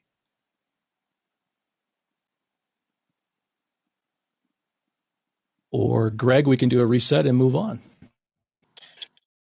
okay. Well, we will do a reset. So this is the skills for the next era of innovation room that Todd and I do these sessions every Saturday at 5 p.m. Eastern. This time, our subject today is exploring smart growth with my good friend Whitney. I was thinking, Whitney, how long have we known each other? It's something like 10 years or something now. Yeah. I think it has been 10 years, which is amazing, right? Yeah. Yeah. Well, 10 of the best years of my life, Whitney. Whitney's got a great new book, Smart Growth, which is explains how to apply S curves to learning. We're hosted by the Human Skills Club, and sometimes we do this in the Human Skills Club. Sometimes we do it in the Change Agents Club. Next week, we'll be doing a room in the Change Agents Club, similar to this, with Steve Shapiro, who is really one of the top innovation speakers around, and has been for 20 years. He's got a new book out called Invisible Solutions, which was all about reframing problems in order to be able to solve them better. And it's a wonderful framework he's been working on for a long time. So I you'll find that linked, that pinned to the top of the room. So click on that and ring the bell and join us next week. So we've been talking with Whitney about the S curve of learning, and so far we've covered the first phase, which is the launch point, and the second phase, which is the sweet spot. So, Whitney, I would love to get your thoughts on the mastery phase. What should we know about the mastery phase of the S curve of learning? Mm. Yeah, so the master phase, this is the part that's the top of the curve. You can think of it as you've gotten to the top of the mountain and you're able to, there are two phases to this. This is the, well, so let me back up. This is the place where your brain has figured out that predictive model and you have a pretty clear sense of, okay, here's how it works. You've gone from, here's something I do that's become who you are. It's part of your identity. It's what we might consider to be the status quo. Now, when you get into mastery, what's going on in your brain is you're a little bit bored, you need a challenge, but there are two phases to this part of the curve that are very important. And one is often overlooked. That the first one is called the anchor stage. And this is that place where you say, okay, I did it. I did it. I accomplished what I set out to do. And so it's really important at this point to pause and reflect and to say, what did I do? What worked well? And to it's like at the end of your day to look at what worked today, what didn't work, but also what worked today. And then there's a very important part of this is to celebrate what you've accomplished, to celebrate what you've achieved, to honor the fact that you put in this work, you did something important, it meant something to you, and to really just to recognize that. And again, because as you celebrate, you anchor that emotion. Now, or anchor that behavior, excuse me. What then happens is the mountaineer phase. And so anchor is a bit bittersweet because it's a place where you know that you're there. It's like the mountain climbers, any altitude above 26,000 feet is known as the death zone because you're so high up, your brain and body will start to die. And when you stay at the top of an S curve too long, because you're no longer learning, you're no longer getting the dopamine, your brain and your body will also start to die. And so it's this place where it's ephemeral. You know you're here, but you know you can't be here for an extended period of time. And so you are at the top of the mountain and you need to keep climbing. And that's why we call the sixth phase the mountaineer phase. And that's that place where you either jump to a new curve or you decide that it is a summit, but not the summit. And you find a way, you find a new challenge so you can continue to grow. But at this point, you've completed that growth cycle, and it's time for you to navigate a new launch point. And so you've got that slow and then the fast and then slow is how you grow. That's your growth cycle, and that's how you become a peak performer. Absolutely love that. For our next question, we have another peak performer, Dr. Jackie, and then we'll go to Vinny. Thanks, Greg and Todd. Whitney, this is awesome. I really appreciate all the advice that you're giving today. And right now, so I'm a physician in the VA and I run a team of 85, but I'm also serving on a national task force to address burnout in the VA. And specifically addressing retention and recruitment as a physician and giving advice as far as retention and retaining physicians. But in times of significant stress, for instance, where we currently are with the medical community, how do we use the S curve meaningfully as a manager when we are facing 60% burnout and continued brain drain due to physical, psychological, and emotional distress? Mm. Okay, Dr. Jackie, that's a great question. And I think there's a couple of thoughts that I have. First of all, if you're not familiar with her work already, we had on my podcast, the Disrupt Yourself podcast not too long ago, and you might want to actually have her on here is Jennifer Moss, who wrote a book called The Burnout Epidemic. It's really terrific, and I highly recommend you listen to that interview. So that would be the first thing. The second thing that I would say is, Dr. Jackie, is going back to SBK's work, Scott Barry Kaufman's work, how he talked about how you've got to have that rudder or that base. Your basic needs need to be cared for in order for you to be able to transcend. And in my framework, or the way I think about it is you're on this S curve, you're on the mountain, you're climbing the mountain, but you also need some tools in your backpack. And we call those the 7 accelerants of growth or the 7 accelerants of personal disruption. And one of the key accelerants is your ability to step back in order to grow, your ability to stop and rest. And so the way I think about that is this: the part about burnout is to understand that you're not going to be able to take the summit if you haven't been able to rest and recharge. And that can be how you're eating, it can be how you're sleeping, it can be taking a break, it can be unplugging, it can be taking one day off a week. I have a Sabbath, and many people do. And to encapsulate this idea, I want to refer you to the work of Tiffany Shlain. She wrote a book called 24/6. And she talks about what she calls a technology Shabbat of being able to disconnect and in order to recharge. And then she talks about rest. What if we thought of rest as a technology? Because the promise of technology is that we'll help things be more efficient, we'll be more productive, et cetera. And we know from the research when we're willing to rest, that will allow us to be more productive and more efficient. And one of the things that we've seen, Dr. Jackie, is in our research when we administer the S curve insight tool, is that many of the people, and we're not necessarily working with physicians per se, but people in general are not taking time to rest and reflect. And so while I understand that the medical profession is different, I do think there are some basics like, are you resting? Are you eating well? Are you sleeping? Are you doing some of these things that allow you to step back in order to slingshot forward?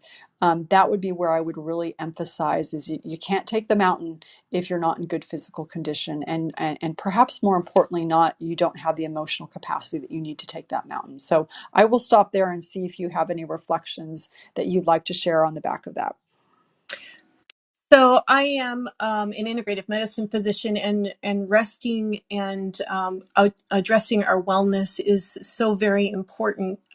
It feels as though we are at the launch point every morning when we walk in, and the tide has changed, the sands are shifting. But Mhm. I really appreciate what you have said, and I appreciate the recommendations as far as the two books, and I will be following your work. Thank you very much. I appreciate it. Thank you.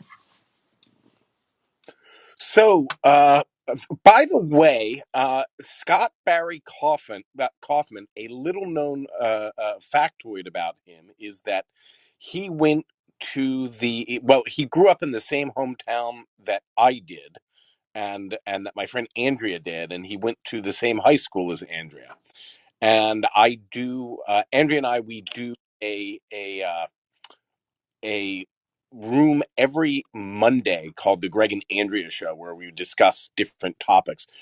This Monday, it is Can Silicon Valley Be Saved? So anybody who's interested in that, click the link at the top, pinned to the top of the room, and we'd love to see you there. I believe the next person who with a question is Vinny Call, who is a very active person, always insightful on Clubhouse. And after that, we will go to Gurvinder. Thank you so much, Greg. Hello, everyone. I see a lot of my friends. So hello, everyone here. Whitney, oh my God, I've been listening to you intently and taking notes. My question to you is, what would you recommend a person who we as human beings? I work in a corporate. I have always been one of the youngest in leadership roles. I always felt the pressure to perform because I was there for a reason. And I was into sales, and which is very number centric. You know, there's nothing right or wrong, it's purely number centric. So, in the process, what I did, I went through certain personal things and I never shared. Whether I was going to a customer meeting, I would go in the bathroom and cry and then just be everything is normal. But over the period of time, what I have realized, we are all human beings. Hmm. What can we do to make sure that whether it's me or whether it's my team, that we are very authentic? We can say, hey, my mom was not feeling well, she had a surgery and she was going through tough time which affected me. How can we draw the line, and what can we do in these uh, organizations or corporate where we are living, quote unquote, authentic lives? Thank you, and over to you. Mm, such a great question. So, Vinny, one of the things I think, has been a gift of the pandemic. So it sounds like, you're much earlier in your career than I am. But one of the things I can tell you is that early in my career, there was absolutely no way. I mean, I remember when I was pregnant with my first child, did everything I possibly could until I was like 5.5, 6 months for no one. I didn't want anybody to know I was pregnant. Like I felt like I needed to hide that because I didn't know what would happen, what the consequences would be. And I think it's still not exactly where it needs to be, but it's so much better than it was. So to answer your question, I think that one of the things that you can do when you're interviewing to work with a new person, either inside of your current organization or another organization, is to just have a few run experiments. It sounds like you're very data driven. You think about running experiments all the time. Is ask questions like, ask them ask people questions that will start to give you information about what it's like there. So ask them, tell me about other people on the team. Do they have families? What do they like to do? And just start to get a sense for, how do they talk about these people? Do they only talk about their work life? Do they even know anything beyond their work life? And that will start to give you this sense of, can you bring your whole self to work? The other thing that you can do with your colleagues per se is just to start not dropping, but saying small things that will see if it's possible for you to have those conversations. So something that I have done over the past couple of years is that my faith is very important to me, my religion. And I felt like I could never, ever talk about it. But that's part of me living an authentic life. And it's something that I learned from my mentor, Clayton Christensen, who didn't separate the secular from the spiritual. Both were, he'd go to church and, that he would bring the secular, and he'd go to work and he would bring the spiritual. And so what I have tried to do is to be willing to, when I'm having a conversation with someone and they say, well, what did you do over the weekend? I'll say, well, I went to church. Or, or if so I'll start telling people what I'm actually doing with my life. And so one of the ways that you can do is you can run these experiments and find out, is it safe with this person or that person or the other person on my team to talk about who I really am? Whether it's your faith, whether it's your children, whatever it is you care deeply about, and that that will allow you to build trust and build that sense of safety with people on your team. And I think you will be surprised that as you're willing to start to talk about your faith, for example, I certainly have been surprised, is that when I'm willing to talk about it, other people are too, and they're like relieved that they can talk about who they are as well. And so, and on your team, just start testing, running these little experiments. Can I talk about that? You don't give them a ton of information, you just like give a little breadcrumb, and do they pick it up? And what do they do? And it's just like you would with any relationship. And then when you're interviewing for a job, ask them to talk about the people that they work with. Where are they? now what are they doing, etc. And that will start to give you that information of, can you bring your whole self to work? And over time you're going to be able to figure out, this is a workplace where I can, and this is a workplace where I cannot. And final thing I will say, one of the gifts that millennials have given to the world is this requirement that you can bring your whole self to work. And so I feel very optimistic that over the next 10, 20 years, we will continue to see a seismic shift around that. So that by the time that you're in your 40s and 50s and 60s, we will have a very different workplace. So Thank you so I believe Gurvinder has a question, but we're going to be wrapping up soon. Whitney's been incredibly generous with her time, so if anybody else who hasn't had the opportunity to ask a question wants to, could you just flash your mic very, very quickly here, and I will kind of I see you there, Cami. Excellent. So we'll do Gurvinder, and then we'll do Cami, one of our very, very favorite people, and then Todd, and then we'll go to you for final thoughts, Whitney. Is it that okay? We can take three more. That sounds perfect. But wait, Cami, I thought I was his very, very favorite person. That's what your children say, right? Okay. All right. Who do we got? Gurvinder? Nice to Well, see you. Best 10 Nice to years be of his with you. life, he just said. I heard him. Hey, Whitney! Congratulations on Hi. the launch. How are you doing? Oh, I'm doing great. It's nice to hear your voice. Yeah, and I changed my picture to relive a moment of our last meeting I together at a see. conference. I Yeah. see. So listen, I will not take a lot of time. I want to congratulate you. I heard you on Disrupt TV yesterday with Vala and Ray. So I think I'm fortunate to hear your voice for the second day in a row. You've answered a lot of questions, so I definitely want to go and listen to the replay. One thing, if you may want to help me with, is that as a manager, there are people that I hire virtually. They never meet me, and with the great resignation, there are people who leave your team as well. So the amount of time that certain people, especially at certain bands, work with you is very short now. Given that short time frame, what do you think about how managers and leaders can operate, given the fact that there is no physical proximity with some of our current or future team members? Mm. Okay. So what I would say, Gurvinder, and I'm assuming these are not contractors, these are actually people who are full time. Is that right? Yes, Yeah. yes. Yeah. So I think so So one of the biggest challenges, I had General McChrystal on my podcast not too long ago, and he talked about like the first challenge that people have is communication. We don't know how to have conversations with people. It's something that we just weren't taught in school. And so part of what the S curve can do is to give you this physical art. It's not really physical, but it kind of can be this artifact to talk about. Tell me where you are in your growth. How do you perceive yourself in this role? Let me tell you where I am, and let's talk about what success going to look like. Whether you're here for 3 months or 6 months, because whether or not people stay is going to be predicted by, do they perceive growth upside in this current role.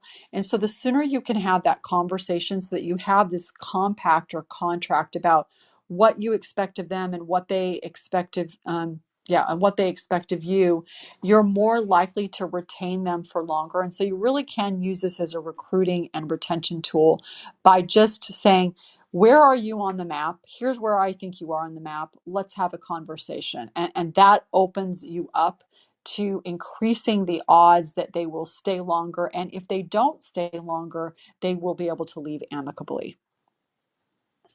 Beautiful. No, thank you. Todd, Greg, appreciate the opportunity. Love your rooms. Thanks, Whitney. Yeah, Thank you. thanks so much, and now uh, Cami. yes, one of our collective favorite people. She hosts wonderful discussions here in her club, The Future Brain, and that is Mm. also her column in Psychology Today. But just on such a wonderful amazing sort of variety of topics. Really gets experts in things like AI and quantum Mm, mm. and space exploration. Really, just a wonderful host on this app. So, without overselling you, Cami, what is your question for Whitney? My goodness, thank you so much, Greg and Todd. You both host the best rooms on Clubhouse, and I really appreciate your bringing on just top tier speakers like Whitney here. Whitney, I've been following you on social media for years, on Twitter, on LinkedIn. I'm a big fan of yours. You're incredible. And I didn't have a question. I just wanted to say hello and let you know that I think the world of you, and I'm so happy for your success. And it was wonderful to have an opportunity to hear you speak live here. So thank you. Oh, Cami, that is so sweet. Thank you. And Thank that's why you. I she's think, Greg's favorite. I want to reinforce what you just said. I think it's so important. Words of encouragement are so valuable. And one of the things that I really try to live by is when I get this thought that I need to say something kind to someone or give them a compliment, to do it. And I just want to say thank you for doing that, because that was just really sweet and tender and kind of you. So thank you, Cami. Thank you. As I said, one of our collective favorites, Candy Rosso. We're going to go to Todd for a question, and then we're going to close out. Cami, thanks so much for the kind words. Whitney, your book resonated with me in so many different ways. Just want to share my favorite sentence or two with everybody, which is learning is the oxygen of human growth.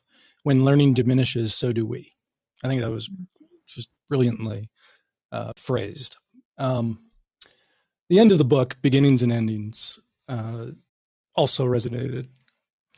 And I want to talk about the art of letting go and what we can do as leaders, even for ourselves. And then as leaders or managers, at a certain point in that mastery phase and the anchor phase and so forth, maybe it's time to start looking at what next S curve to get to explore. But also, it seems, again, given the perishability of skills, there has to be, if not a grieving process, at least a recognition of what skills we have to let go of. Mm. And I just wonder what your thoughts are about that. Yeah, when you just said this, I thought of a quote that I want to read to you from the book that I think is really powerful. So if you'll give me just a nanosecond. Um, so we talk a lot about the S curve and how I compare them to waves very frequently. And I want to just share a couple of thoughts for you on that. Is Laird Hamilton, first of all, I interviewed him about a year ago, and he's an American big wave surfer, and he talked about the S curve as a wave. He says every wave is the beginning, the ride, then the kick out, which is the end, and every wave is its own learning curve, because every single wave is different. Nothing quite matches riding the wave. But then the 19th century philosopher Andre Gide wrote, each wave owes the beauty of its line only to the withdrawal of the receding one. I think that's very beautiful. And I heard someone else say the other day that the beginnings and endings are the building blocks of our eternity. And I just think that's beautiful as well. And so, to your point, or to your question, Todd, is that there is something that is both sad and happy when it's time for one S curve to end. But we're also happy because it's time for another one to begin. And so I think I would just say for us, when we do jump to a new one, we want to honor the fact that we're both happy and sad. In the book, I talk about my Cornish ancestors and the immigrant experience generally. And I think that when that happens, there is a both happy and sad as well. And to recognize, and this goes to another podcast you may want to listen to, Dr. Jackie, is with Emma McAdam, is that we don't want to, feel better. We want to get better at feeling. And so to be willing to honor both the gratitude that we feel in a situation as well as the grief. So I'll end there, but I think that that's every wave has the beginning and an end, and nothing quite matches riding the wave. So I'm going to throw it back to Whitney for a second for final thoughts. But before we do that, I just want to explain to everybody a little bit of something about book marketing. And that is how incredibly important reviews on Amazon are. So I don't think the reviews are open on Amazon till Tuesday, the 11th, the official launch date. But I know many of you are going to be getting electronic copies. So I would encourage everybody. I've pinned the link to Whitney's book at the top. I've read it. Todd's read it. It is wonderful, as you've all experienced personally. Whitney is a wonderful thinker and an amazing communicator. So let's make sure that we support her and the time she spent with us by doing that little act of telling everybody how much we love Whitney and her book in Amazon reviews. But Whitney, I just want to go to you for some final thoughts. Oh, well, thank you. And thank you to all of you for showing up in such a wonderful, complete way this evening. It's been quite a treat and an honor and a privilege to be with you. I think what I would like to do is just to wrap up is to remember and remind you that the S curve of learning is a tool that allows you to map what growth looks like, where you are, and then you'll know what's next. And then to leave you with this is that the greatest force on earth is human potential. Nothing is accomplished without it. Anything is possible because of it. People are not the most valuable resources in your organization. They are the organization. And so, with that, thank you very much. I hope that you will get smart about your growth, because the more you understand what growth looks like, the more you increase your capacity to grow.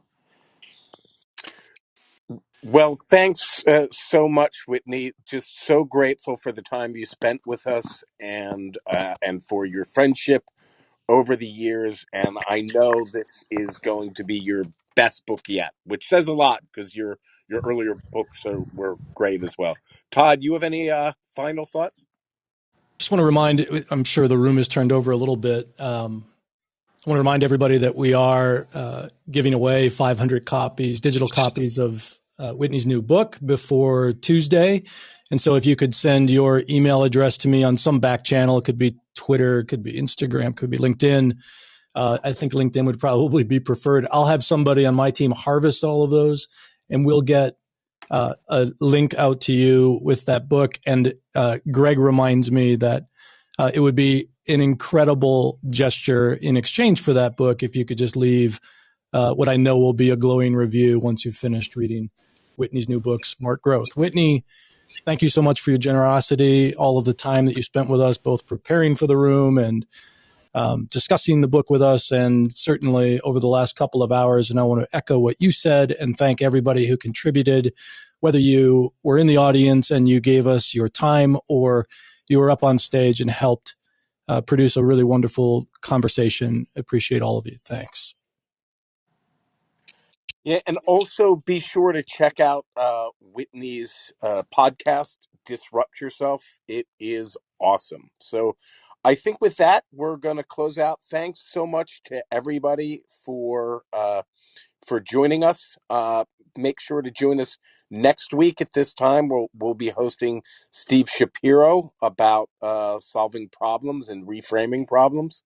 And we're just so grateful for your support. So I'll be shutting this room down in 5, 4, Thank you. 3, 2.